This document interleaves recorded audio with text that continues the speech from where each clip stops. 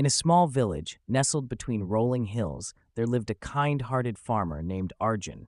He was known throughout the village for his generosity and willingness to help anyone in need. Despite having little for himself, he always shared what he had with others, believing that goodness would always find its way back to him.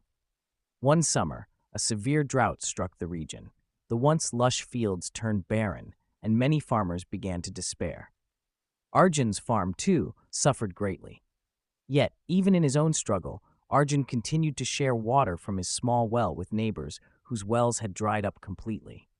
One day, a weary traveler passed through the village. He was thirsty, hungry, and weak.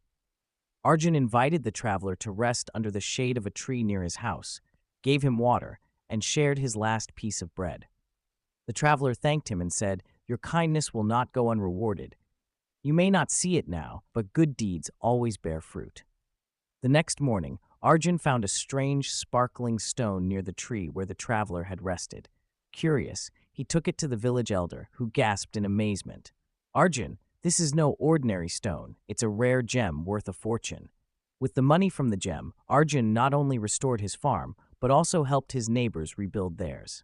His selfless acts of kindness inspired the entire village to come together and support one another during tough times. The drought eventually ended, but the bond of unity and generosity remained strong.